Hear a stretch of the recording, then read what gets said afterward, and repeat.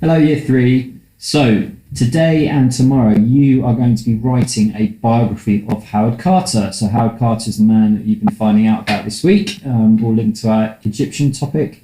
And today, the focus is going to be planning it. Okay? So, as a quick recap, what is a biography? Well, it's what we learned about in grammar yesterday. It's writing about someone else's life. It's about a real person, but written by someone else. So a biography highlights the key events that have happened in their life, sometimes talking about their childhood. Biography can be written about someone who is dead or alive. And already this week we've looked at Ada Lovelace and Usain Bolt and Roald Dahl. Okay, so we've seen some examples already.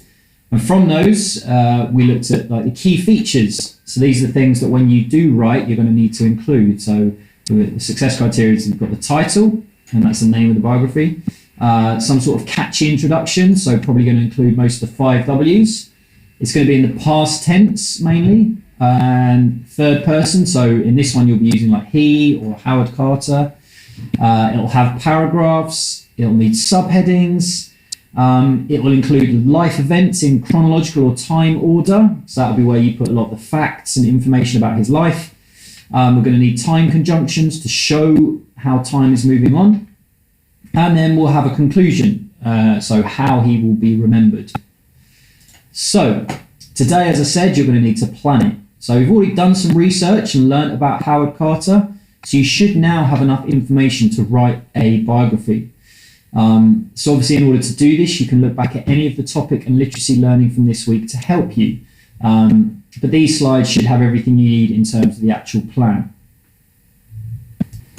So just as a reminder, when you did the Howard Carter research in topic, remember this sheet, you had some information about him and you needed to just answer these questions. Well, if you did that, then basically the answers to these questions or the information that's in this paragraph should be able to go straight into your plan. So you shouldn't need to do too much extra research. You should already have the answers that you'll need. Okay, so for your introduction, it's really, really important that you want to grab the reader's attention. So you might want to use a question as an opener or just something else that's really going to grab their attention because you're introducing who this famous person is. And the 5 W's could be really helpful. So who is the person? So that's where you include their name. What are they famous for? When did it happen? Like when did they become famous? And where? If that's important. And you might also include why are they famous today. So then it might be slightly different, like what they were originally famous for and why they're famous today. So yeah, the 5 W's are what's going to make the backbone of your introduction. So your first task is you're going to use a planning sheet, which I'll show you in a second, and you're going to make notes for what will be in your introduction. So I'll just show you the whole planning sheet to start with. So your planning sheet is going to look like this. So it's got I can plan a biography of Howard Carter and the date.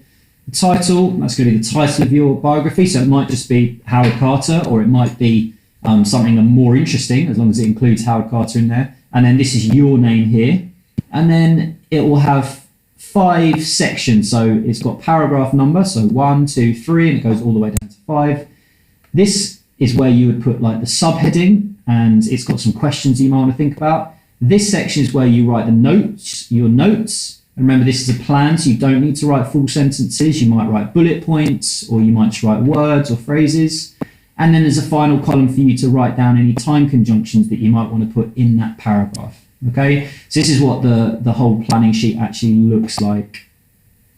But let's just start with section 1, which is about the introduction. So as I already mentioned, you don't need full sentences here. The subheading has already been done for you. That's just going to be introduction. And it's got some questions here, which basically you just need to kind of note down the answers to these questions, and that will make up your introduction. You can always add some extra bits, but generally if you answer these 4 questions, that would probably make a decent introduction. So for example, this is how much detail you might put into your plan. And then tomorrow when you actually write, that's when you'll make it into full sentences. So if I was just putting my notes in for today, who is the person? It's Howard Carter. Why is he famous? Well, he was an English archaeologist and he found the tomb of Tutankhamun. When did that happen? That was 1922. and where was the Valley of the Kings in Luxor in Egypt. So tomorrow I know that I can use that information to make some full sentences for my introduction. Okay, so that's what you need to do, your task 1. So if I were you, I would pause the video here and then complete this section of your planning sheet, paragraph number 1. And then when you're ready, you can start the video again. Okay, so hopefully you've done that first section now, and now it's time to do your second paragraph. So just like before, you're going to use your planning sheet and to think about your second paragraph. So remember, you don't need full sentences here. I've written some questions that I think it would be good to include the answers to in your second paragraph. So where was he born? Information about his family. What did he like to do as a child? And maybe what was his first job in Egypt? So if you kind of put your notes in here, and if you can come up with a good subheading, you can type it over here. So all of that information, what is it all kind of linked to? And that will be your subheading. Okay, so again, pause the video here just while you complete section 2. Okay, so hopefully you've now done your second paragraph plan. And now it's time to do your third paragraph. So again, just like before, you don't need to do full sentences here. I've written some questions over here, and I think that the answers to these questions will make a really good third paragraph. So what was he looking for in Egypt? Who was paying him to search? When was this that he was searching? And where exactly was he searching?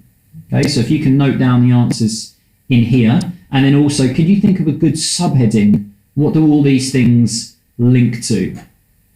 So again, pause the video and try and complete this part of your plan.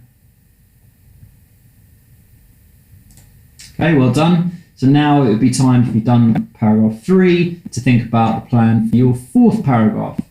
So for your fourth paragraph, same sort of thing. You've got some questions here. So how long did he search for? How did he actually discover the tomb? So you might need to look back at some slides from Tuesday or Tuesday or Wednesday about the Howard Carter story.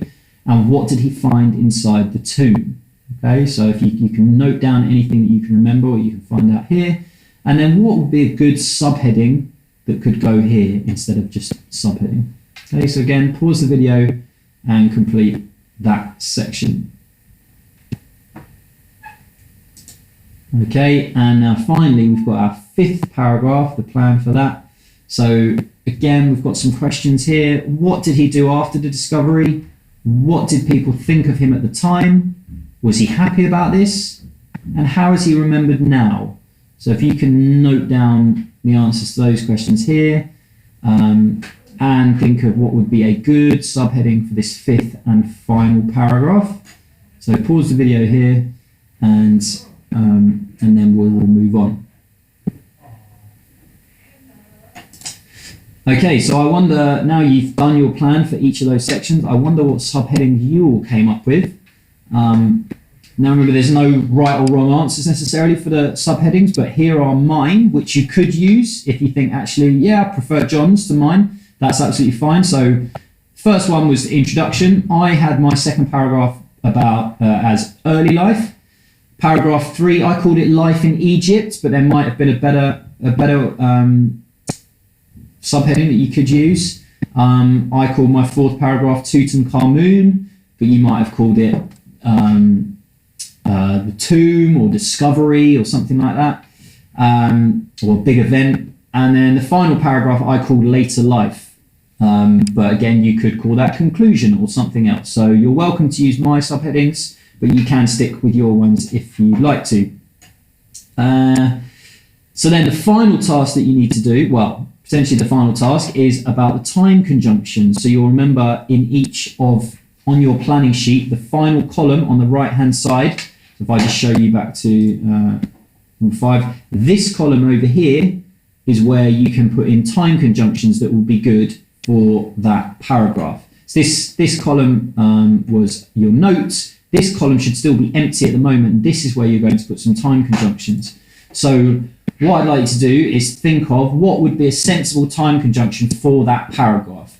So I've put a few examples underneath, which, not in any particular order, So some of these might be useful time conjunctions for you to use. So in 1922, or when he was younger, or many years later, or after this, or to this day, or next, or once inside, or before long. So it's just a few examples there. Some of them might work really nicely in a certain paragraph. Some of them might not really work for you. And I wonder if you can think of any others. But the important thing is that for each paragraph, you must have at least one time conjunction that you're going to use in your writing.